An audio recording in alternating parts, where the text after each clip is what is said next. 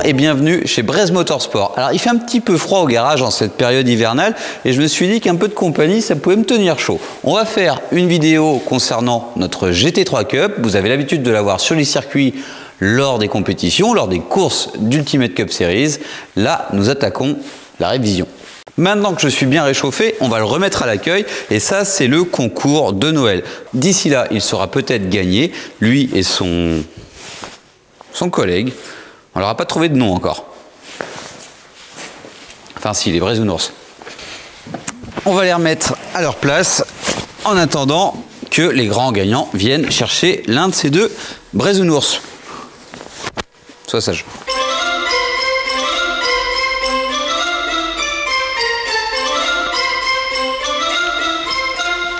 Quelques contrôles d'usage ont déjà eu lieu, comme les jeux au niveau des trains roulants, des bras de suspension. On est en train d'effectuer quelque chose de un petit peu plus important, c'est qu'on vérifie un peu les taux de fuite, vérifier que tout reste bien en pression et qu'on n'a pas quelque chose qui serait défectueux au niveau d'un interne moteur. On est aussi en pression sur le bocal de liquide de refroidissement, également pour vérifier si on n'a pas quelque chose qui serait défaillant.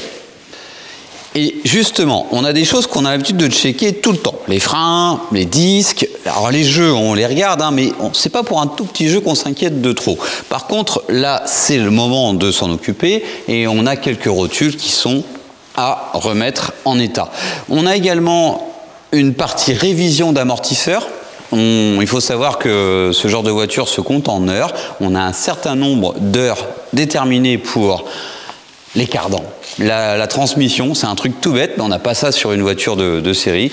Là, une GT3 Cup, on a un certain nombre d'heures et au bout une fois que ce nombre est atteint, on remplace les deux transmissions, on les envoie à réviser. Une chose qui est partie à réviser, ce sont les vérins qui lèvent la voiture. On en reparlera au moment où on les récupérera, puisque la voiture ne tenait plus la pression. On a un petit outil pour la lever et pouvoir travailler sur les circuits, dans les box, sur la voiture. Et bien là, c'était devenu quasiment impossible. On va terminer les dernières mesures concernant le moteur et on va ensuite passer sur la boîte puisque il est temps de faire la révision de la boîte de vitesse. Et ça, c'est quelque chose qui revient assez souvent comme sujet puisqu'on a une boîte de vitesse séquentielle à quelque chose qui est vraiment propre à ces voitures de course et à nulle autre voiture. Truc sympa sur notre Cup, batterie qu'on avait également sur notre M4, c'est la Light Blocks. Alors, on va scanner, je vais la mettre dans le bon sens. On trouve sa batterie, qui est juste ici. Je me connecte à ma batterie. Je me rends compte que j'ai 27% de batterie et qu'ici, elle est killée. Donc quand on dit qu'elle est killée, c'est juste que c'est un switch électronique qui permet de activer la batterie ou pas. Donc le petit logo comme quoi la batterie n'était pas atteignable, c'est enlevé et on voit qu'on a 13 volts mais que bon, on est plutôt à plat, donc il est temps de lui remettre un petit coup de charge ou de s'en servir. Donc j'appuie ici et là la batterie se requille et la voiture n'est pas démarrable. La batterie est à l'intérieur de la voiture, elle est juste ici, côté passager, sous une boîte. Alors on n'a pas tout démonté, il n'y a pas d'intérêt, mais vous savez à quoi ressemble une Light Blocks et ça marche pour les voitures de course, mais ça marche aussi pour les voitures de série. Il y a différentes tailles et différents modèles. Vous pouvez aller le voir sur notre boutique en ligne. Alors maintenant, ça va nous permettre d'activer le premier coupe-circuit, le général. C'est un petit peu long, cette voiture, il faut qu'on... c'est pas évident, c'est un peu une arme de guerre sur piste, mais par contre, le logiciel de la voiture est assez rudimentaire. Donc ça y est, le dash est allumé. On va pouvoir passer sur le deuxième coupe-circuit, l'allumage.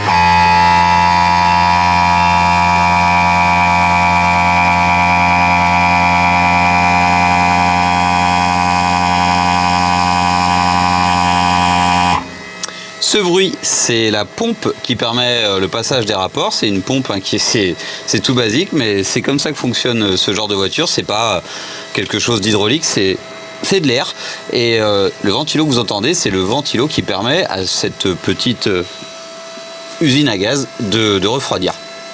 Donc on va passer en révision chaque cylindre pour mesurer les compressions du moteur. Et donc Chose très simple, hein, mais avant d'attaquer la saison prochaine, on veut être serein et vérifier tout ce qui est possible. Alors, ignition.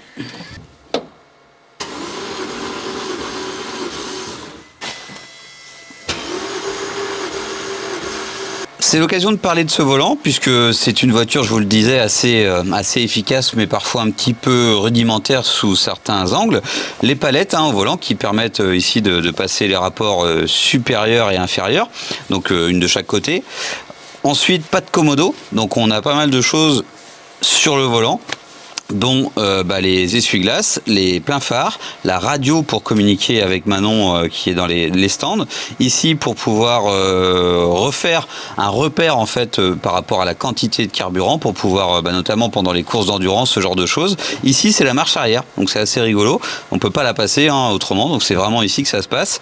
Le pit limit qui nous permet d'avoir une bride de vitesse aux alentours de 50 km/h puisque c'est très contrôlé dans les stands. Le display qui permet de changer d'affichage au dash et puis les alarmes qu'on peut enlever. Alors là notamment vous voyez qu'on a une alarme de pression d'essence puisqu'on a coupé les pompes pour pouvoir faire notre prise de compression. Ce que vous voyez à ma droite c'est le filet, alors on pourrait penser que c'est pour ne pas traverser la fenêtre, mais c'est aussi pour éviter qu'on aille se cogner en cas de tonneau ou de crash. Et de ce côté-ci par contre on voit bien à quoi ça peut servir, on est bloqué par ce filet qu'on peut démonter très rapidement et ça c'est un système propre à Porsche, ça fait vraiment solide, on a pas mal enfin c'est obligatoire donc on le retrouve dans beaucoup de voitures, là c'est d'origine, une Cup c'est une voiture très bien conçue. Ce petit bip que vous entendez, c'est la batterie qui nous dit qu'elle a faim, puisque là on arrive dans sa partie où elle aime pas travailler, donc on l'a mise en charge. Encore une fonction intéressante de cette batterie.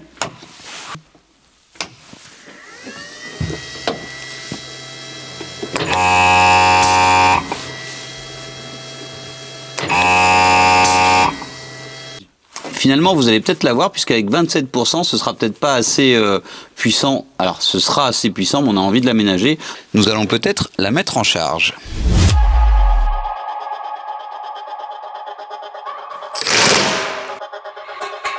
Concernant ces jeux, on vérifie dans un sens et dans l'autre. Et dans celui-ci, il y en a.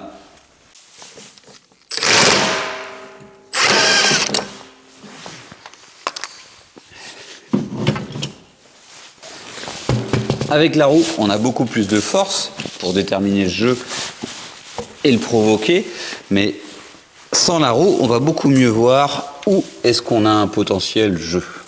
C'est ce bras qui est en cause.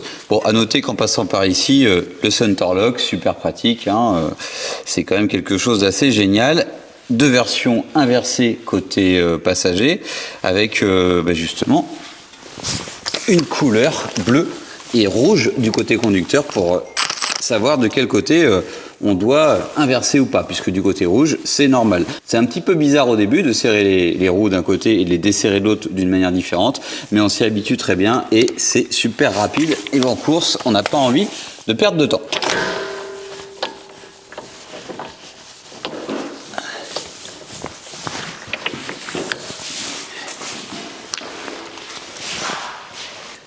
Truc tout bête, mais ça nous permet aussi de contrôler l'état des bougies. Et c'est garanti que ça fonctionne quand même assez pauvre comme voiture, parce que bon, c'est performant et c'est bien blanc. Donc on sent que ça fonctionne bien. Elles ont toutes la même couleur.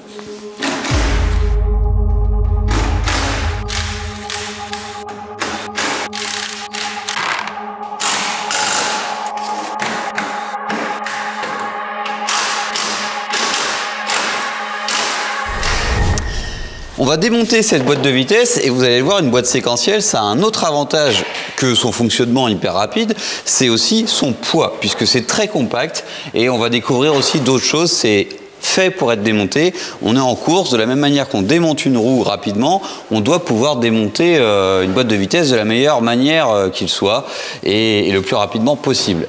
On peut reparler un petit peu de cette préparation d'Undone Motorsport, puisque cette Cup a les collecteurs longs Race, à l'arrière un silencieux Loud, le plus brillant, mais ce qui est sûr, c'est que cette voiture est performante. On a également le plénum d'admission, mais lui, c'est au-dessus que ça se passe. Alors, on va essayer de vous faire partager un petit peu l'univers d'une Porsche Cup et de ses spécificités. On parle de révision, on viendra un petit peu après sur les coûts, puisque tout est en heure, on en a parlé.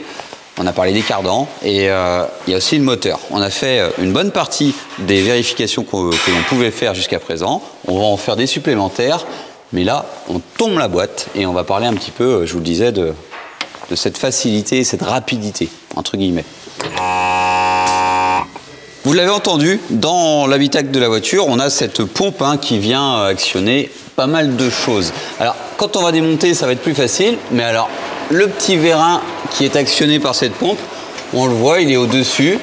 Et je parlais de connecteur, et vous voyez celui-ci par exemple, on vient le brancher et le débrancher sur la voiture. C'est hyper simple, on est loin d'un fonctionnement de voiture standard. On a ce genre de connecteur pour chaque capteur. Ce qui rend les choses encore plus simples. Alors chaque, peut-être pas, mais il y en a quand même une bonne partie. Et bon, on va démonter. On a aussi des connecteurs qui servent au refroidissement de la boîte. Donc on a un échangeur huile-eau, donc liquide de refroidissement, qui est juste sur le dessus, qui permet le refroidissement. Donc il n'y a pas vraiment de radiateur, c'est pas quelque chose qui est refroidi par l'air de la voiture. Par l'air de la voiture, c'est plus le vent. Et puis alors après, qu'est-ce qu'il y a d'intéressant? Ah, oui. Autre chose qui est intéressant, une boîte séquentielle, c'est pas une boîte automatique. On a une pédale d'embrayage qui a des palettes au volant, mais voilà, c'est vraiment quelque chose. C'est pas une boîte auto, c'est pas une boîte double embrayage, c'est pas non plus. J'ai envie de dire que ça fait un peu penser à une boîte SMG. Mais alors, bon, voilà, il y a quand même des différences. On retrouve ici la durite qui actionne justement la pédale d'embrayage et le mécanisme qui est à l'intérieur. On va démonter, ça va être plus visuel, mais c'est pareil, il y a un connecteur rapide pour cette durite, on a un capteur de pression juste ici. C'est solide, c'est pas fait pour tomber en panne.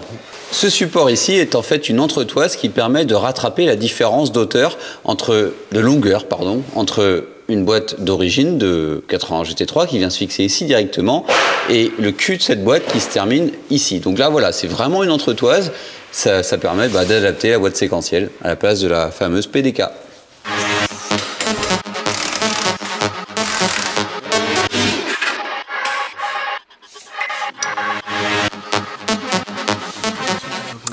Et voilà, nous avons une boîte séquentielle démontée. Alors bizarrement, ça peut vous paraître gros, mais en vrai, là, c'est vraiment tout petit. Donc il n'y a que 6 rapports. Et le fonctionnement, enfin, les internes de cette boîte sont très basiques. Ce qui fait que ça laisse pas beaucoup de marge d'erreur. Alors c'est basique sans l'aide, puisque c'est une conception ultra pointue et ultra efficace, mais c'est minimisé, en fait, comme une voiture de course. La dernière fois qu'on avait fait ce genre d'intervention, on avait monté le moteur et la boîte directement à sa place. Et là, le fait d'avoir la boîte toute seule, on s'attendait à plus léger. Donc on disait conception simple, mais il y a aussi conception robuste.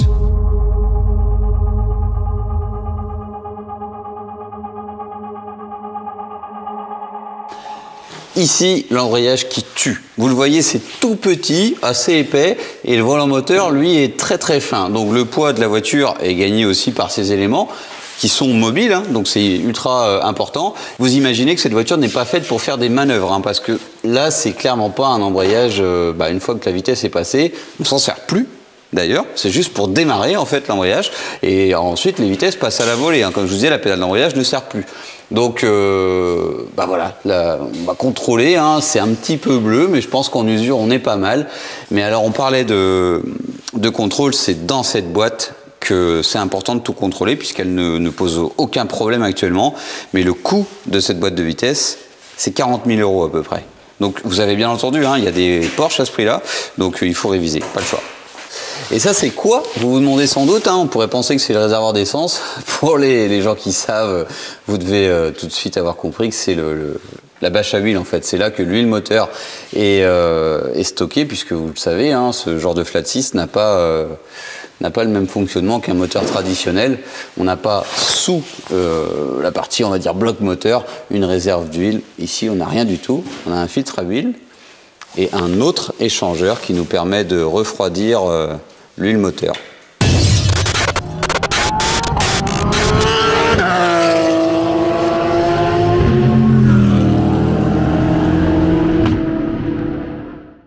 GT3 Cup, on continue la révision et il y a plein de choses à faire sur une GT3 pendant l'hiver puisqu'il y a un problème de date concernant pas mal de choses.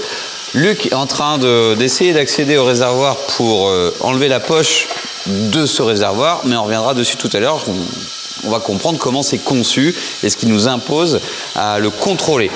On revient sur la partie mécanique puisqu'on cherchait à tout contrôler. La boîte de vitesse est déposée, on va la contrôler plus tard. C'est un chantier vraiment plus technique et différent. On va vérifier aussi le jeu des cardans puisque c'est aussi quelque chose qu'il faut maîtriser parce que la boîte est tellement violente qu'on peut les sectionner. Ça prend assez cher comme on dit. On reviendra sur l'embrayage en même temps que la boîte de vitesse. On va parler vraiment du moteur puisqu'on contrôlait la compression du moteur, c'était bon. On contrôlait ensuite le taux de fuite. Donc on met en pression le cylindre pour vérifier si tout est bien étanche. RAS. Par contre, on a une petite surprise. On a découvert un petit peu de maillot. Alors la maillot, tout le monde sait entre guillemets ce que c'est. C'est ce qu'on retrouve sur son bocal de couvre-culasse, souvent lié à l'humidité. Là, il y en avait un petit peu plus. Donc on a creusé, il n'y a pas beaucoup d'accès en hauteur. Donc c'est vraiment ici qu'on a pu se rendre compte que l'eau, le liquide de refroidissement, passe dans l'huile via ce petit échangeur. Le même que sur la boîte de vitesse, celui pour refroidir l'huile, mais en dessous du moteur. L'échangeur se place à cet endroit, il est démonté puisqu'on l'a testé. Donc dans cet échangeur, on a un circuit d'huile, l'huile moteur, et à côté le circuit de refroidissement, de liquide de refroidissement de la voiture. Donc en fait, c'est ces deux échanges thermiques qui permettent de refroidir l'huile moteur. Et en fait, ça s'est mixé dans cet élément. On a les deux circuits. Un dans lequel passe l'eau et l'autre l'huile. Et là-dedans, c'est plein de petites couches pour refroidir et c'est défaillant. On a rempli le circuit d'eau en eau, il y en avait un petit peu, et côté huile, on a enlevé l'huile et on a mis de l'air. Et on a tout de suite vu que y a des bulles qui sortaient côté liquide de refroidissement. Donc on va le remplacer, mais en tout cas, on est serein puisqu'on a un moteur qui va bien, en pleine santé. On a mis le doigt sur cette petite fuite interne et maintenant on va pouvoir continuer sur le côté réglementation de la voiture, vérifier les dates, harnais, arceaux, filet de sécurité, réservoir et j'en passe, c'est obligé.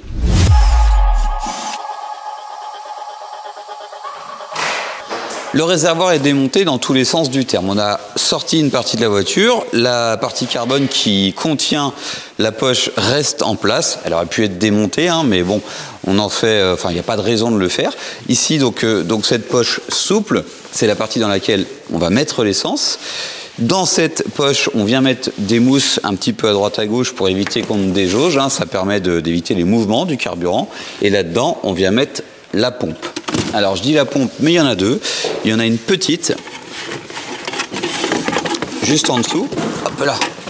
Cette toute petite pompe vient remplir la pompe principale au cas où si on se retrouve à vide. Puisque là, ici, c'est comme un puits compartimenté avec des petits clapets sur 3 faces pour éviter que l'essence peut rentrer mais pas ressortir. Donc en fait ça évite vraiment de déjauger et on sait qu'avec les jets que prend ce genre de voiture en latéral, c'est indispensable et c'est le gros problème des voitures de track day. Quand on commence à vraiment les modifier, c'est vite un souci.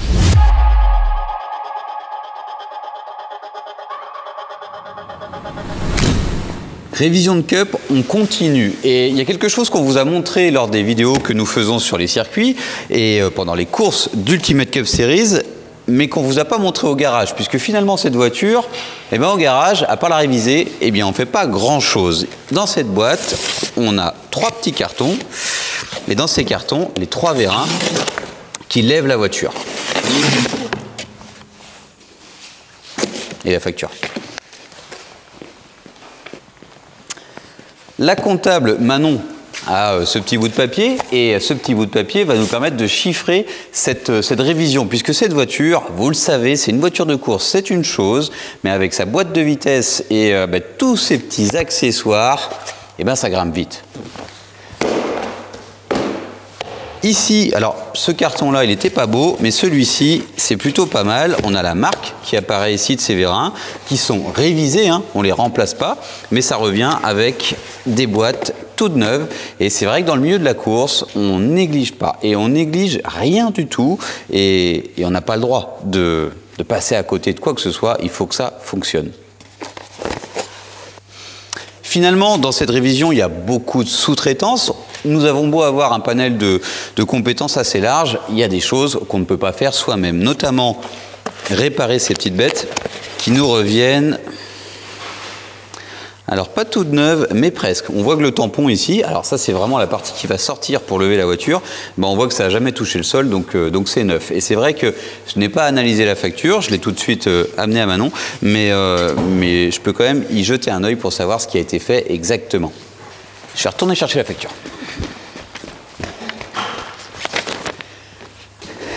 Réparation vérin, réparation vérin, réparation vérin.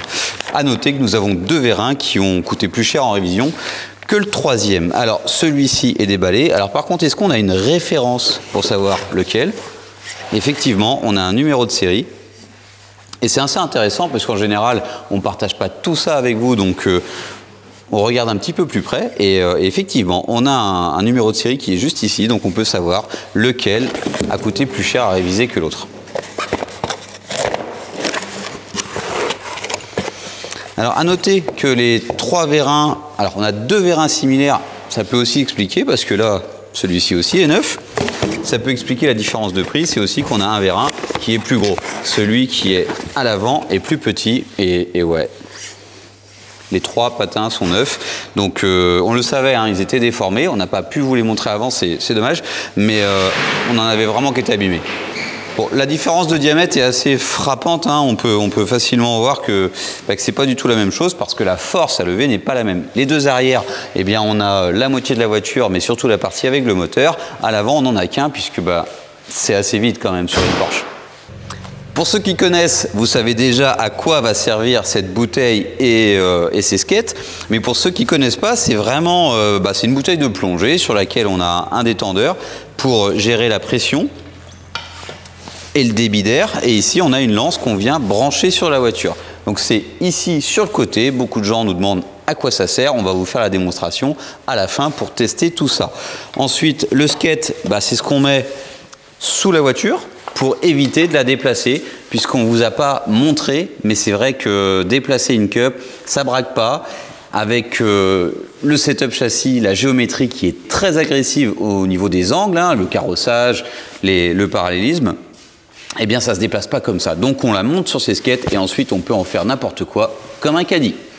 Mettons tout ça de côté et passons à l'installation, puisque là c'est facile, on a pu la mettre sur un 4 colonnes, mais je l'ai répété plusieurs fois, en course, dans les box, pas de pont.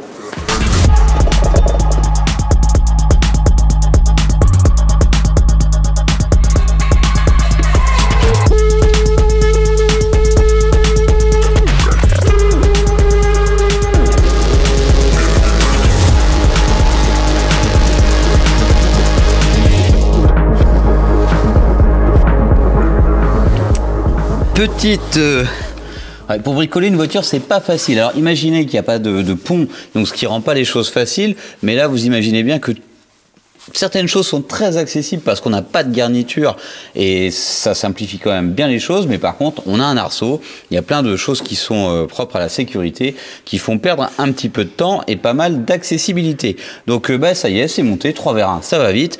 On est en course, donc il faut que ça se change simplement et rapidement. Et on va pouvoir mettre en pression via cette petite valve qu'on va vous présenter un petit peu plus en détail. Donc la marque, c'est Crontec. On retrouve, c'est vraiment les leaders sur ce créneau.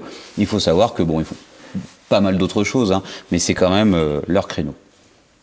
Cette valve, on remplit par le trou principal. Hein, on vient mettre la lance sur ce connecteur, donc vous allez voir, hein, c'est assez violent.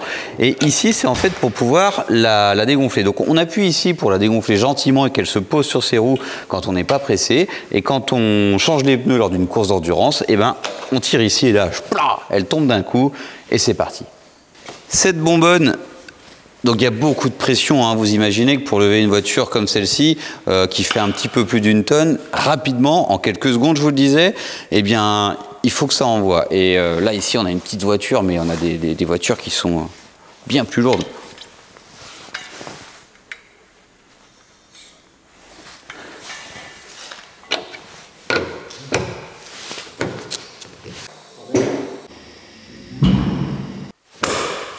L'idée maintenant, avant de faire les derniers essais, hein, puisque ça fonctionne, on n'a pas de fuite, c'est de vérifier les jeux qu'on peut avoir sur les trains, parce qu'on va démonter les amortisseurs pour maintenant les envoyer à réviser. On aurait pu le faire en même temps que les vérins, mais en fait la voiture n'était pas facile à déplacer, puisque je vous l'ai dit, c'est quand même... ouais, on va essayer de faire des manœuvres, mais c'est pas du tout fait pour. Donc là maintenant, on peut se servir des vérins et donc des skates. Démontons les roues, les amortisseurs, la révision continue. On parlait de jeu, notamment sur ce côté, en fait. Alors, vous l'entendez plus que ça se voit, évidemment, mais on a quand même une rotule qui commence à dégager.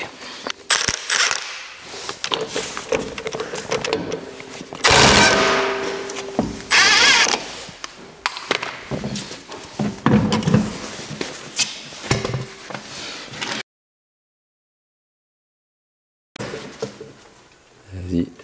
C'est pas fou, hein. Là, je l'ai bien.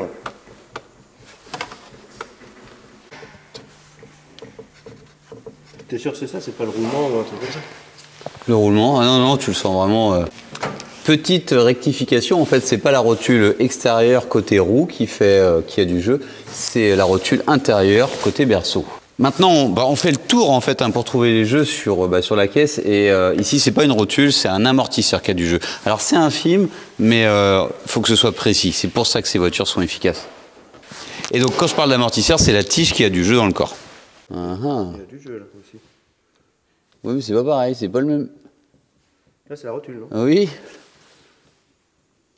C'est la rotule du bas.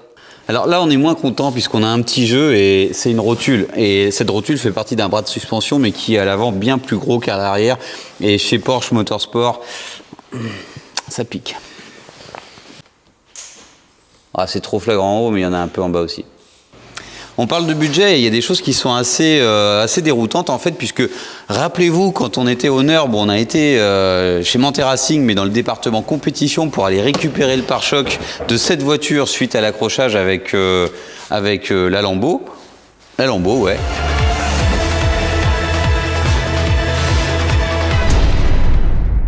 Il y a eu aussi une Ferrari qui nous a posé quelques petits soucis de carrosserie, et en fait le pare-choc de Cub vaut à peu près 1300 €. Alors c'est à peu près, mais bon, c'est quasiment ça, 1300 € hors taxe, alors qu'un pare-choc de GT3 de route vaut parfois 2 ou 3 fois le prix, alors que c'est la même chose. Peut-être que pour les bras de suspension, on aura une bonne surprise, puisque très récemment, on a changé 4 bras sur une 997 GT3 RS. Les prix étaient indécents. On a monté de la pièce perf, mais pas de chez Porsche.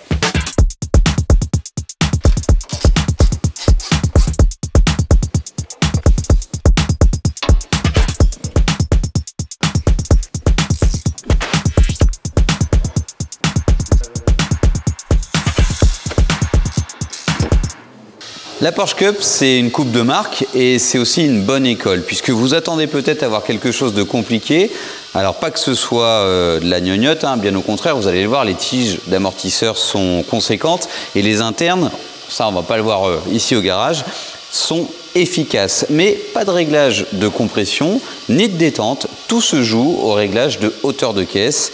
Et en fait, c'est vraiment le setup châssis entre la géométrie et le poids aux roues qui va faire aller vite une voiture ou pas. Et ça, on sort vraiment du domaine conventionnel, on va dire. C'est vraiment en course qu'on arrive à faire la différence. On a 10, 15, 20, 30, 50 voitures au départ. C'est là-dessus que ça va se jouer. Ici, c'est du Sachs. Alors, c'est bizarre parce que après, en fait, alors c'est bizarre, non, parce qu'en fait, pourquoi une GT3 de route est très efficace, c'est qu'elle a elle aussi des amortisseurs de qualité. C'est toute la différence avec une BMW.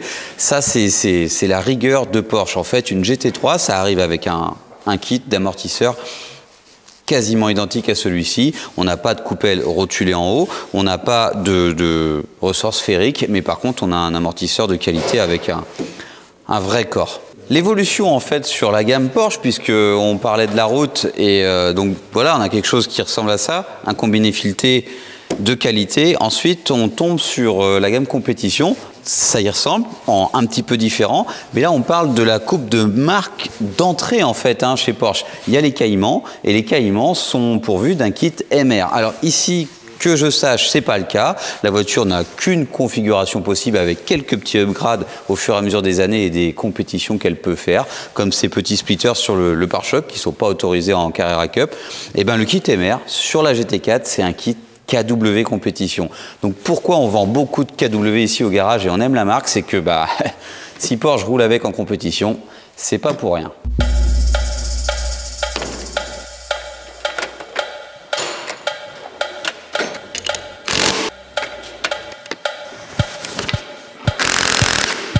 Même si c'est serré fort, c'est plutôt assez simple parce qu'en fait, la compression du ressort n'est pas énorme comme sur une voiture de route. On oublie le confort.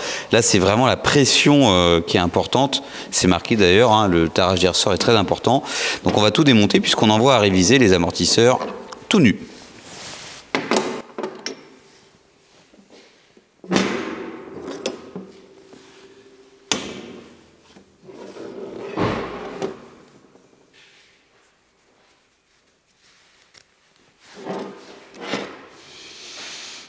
Avant gauche, c'est celui qui avait du jeu. On sent bien le jeu. Celui-ci, on va le mettre de côté. Il ne faut pas mélanger les pièces de droite et de gauche, même si c'est les mêmes. L'usure ne sera pas exactement de la même manière de droite et gauche. Ça dépend des chocs, ça dépend. Et notamment, on s'était fait rentrer dedans par une 92 Cup à Hockenheim.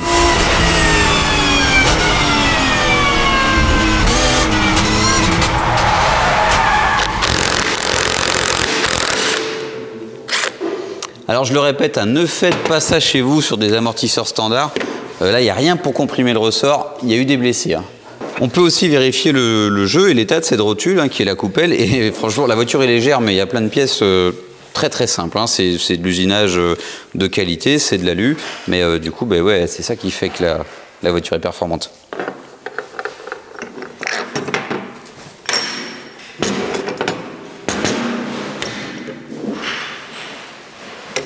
Maintenant, on va tout nettoyer. On check tout. On va même, je pense, démonter cette bague de réglage parce qu'on veut vraiment retrouver nos affaires et qui vont sur le bon amortisseur. Je vous l'ai dit, en course, il ne faut rien laisser au hasard puisqu'après, pour retrouver les morceaux, même s'il y a un peu de délai, juste avant une course, ce serait dommage.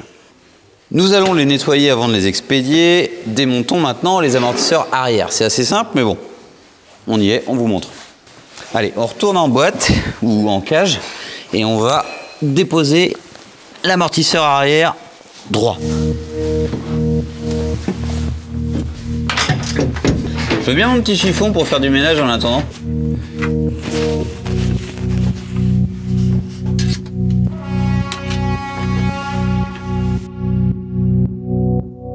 Eh ben ouais, parce que tant qu'à faire de se tordre dans tous les sens pour aller au fond de la voiture, autant nettoyer parce que y a quand même une vraie raison au fait que ça se salisse pas mal, c'est que y a pas de... Les vitres, elles sont trouées, quoi.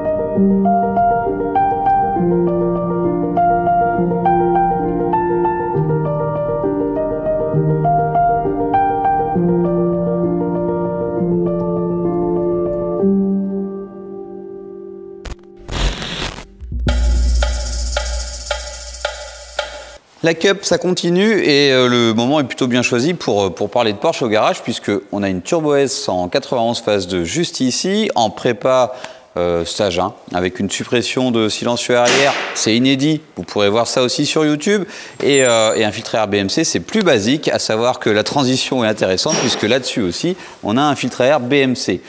Concernant cette petite GT3 RS que vous voyez devant, bon, ça n'a rien à voir, mais c'est plus racing, donc on a vraiment un truc intermédiaire entre GT3 RS, Cup et super bolide de route.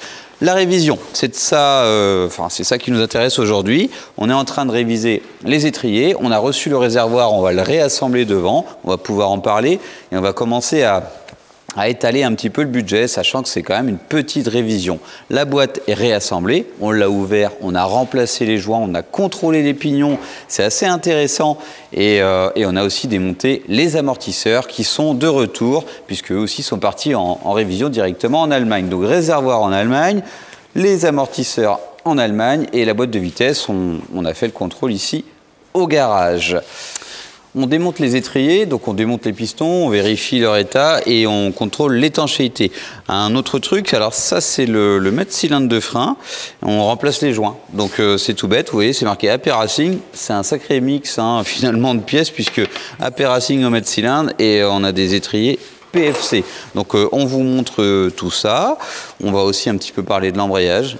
Finalement, on va pouvoir attaquer en toute fin le moteur puisqu'il y avait cette petite panne entre guillemets et on a tout un stock de pièces qui vont arriver suite aux divers contrôles. On avait abordé le jeu qu'on pouvait avoir dans les trains et puis allons chercher le carton, ce sera plus parlant. Ici c'est l'élément qui était défectueux sur le moteur, un organe de refroidissement. Ici c'est encore une question d'homologation et de choses comme ça. C'est un élément de sécurité, je le disais, et on a creusé un petit peu pour pouvoir aller chercher ces petites bêtes directement aux USA. C'est le filet qu'on a à droite et à gauche du siège, au niveau de la fenêtre et au niveau du levier de vitesse. Donc on en a un de chaque côté. Hop. Et ici, on va aborder d'autres éléments. Ça, vous l'avez vu, c'est un bras de suspension avant et arrière et plein de petits joints. Je repose ça, je vous montre le reste. Déballer, c'est mieux. Arrière, avant. Wow, c'est léger.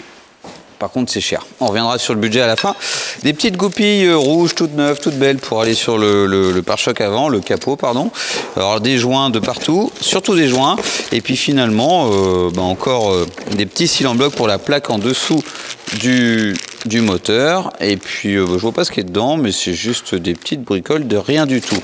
Alors, c'est surtout des gros éléments comme ça qui font que la voiture va devenir performante et fiable. Et là, on avait un petit souci de maillot.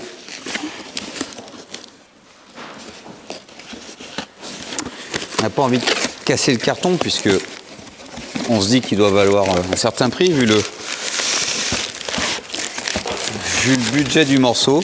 Alors là, c'est l'échangeur en fait liquide de refroidissement et huile. En fait, ça permet de refroidir le moteur. On a le même sur la boîte et roulement de tambour, ça vaut 800 € hors taxe. Et en fait, ça a laissé passer l'un dans l'autre, ce qui faisait qu'on avait de la maillot. Comme une vieille voiture. Tout bête, je vous fais les choses un peu en freestyle, mais ça c'est le bocal de liquide de frein. Et en dessous, on a le mètre-cylindre qui est démonté. Et puis le petit actionneur, dans la voiture, on a la pédale pousse sur ça, et ça pousse sur les plaquettes de frein qui sont coincées dans cet étrier. Ça, c'est pas de la gnognotte, c'est pour ça qu'on arrive à rouler longtemps sans avoir de soucis d'endurance. Je vais ramener des amortisseurs, tiens.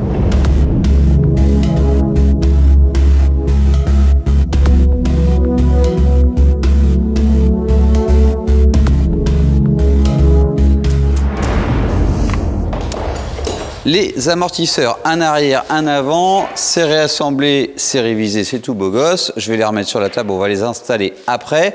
Le chantier concernant les étriers continue, 4 étriers, 6 pistons par étrier, il y a un petit peu de temps à passer. Les autres éléments, ce sera pour un peu plus tard. Allons voir la boîte de vitesse, on va pouvoir parler d'embrayage. Boîte de vitesse réassemblée, que dire? Il y a tous les plans qui ont été pris sur les pièces d'usure. On a contrôlé l'état de chaque pignon. C'est en bon état, ça va finir la saison. On va pouvoir utiliser les 10 heures de potentiel qu'a cette boîte. Il y a un potentiel au total de 60 heures. Et cet été, on ne va pas y couper. Il va falloir changer tous les roulements en préventif et les pignons qui sont abîmés. Parce que bah, là, c'est... Allez, ça marche, ça fonctionne. Mais on ne prend pas de risque avec une boîte à 40 000 € hors taxe. On constate, hein, comme ça, entre passionnés de mécanique, que cette boîte de vitesse en interne est quand même assez chouette, malgré le tarif que ça coûte. Justifié ou pas, ça reste de la très haute technologie, ce qui fait que c'est très efficace. Et c'est aussi ce qui nous amène à ce genre de pièces assez particulières. On a des tout petits disques, mais on en a plusieurs en fait. Hein. Ça n'a rien à voir. On contrôle un petit peu l'usure, mais... ouais, c'est chouette, c'est tout petit et ça fait vraiment racing, comme la boîte. C'est quoi ça? Ben ça, c'est le mécanisme d'embrayage quand même, Pascal. Avec les disques à l'intérieur et le diaphragme. Bon, normalement, c'est 2 fois plus gros. Je vous en trouve un parce que si certaines personnes se posent la question, ça veut dire que peut-être que vous aussi. Je reviens. Voilà, très bon exemple.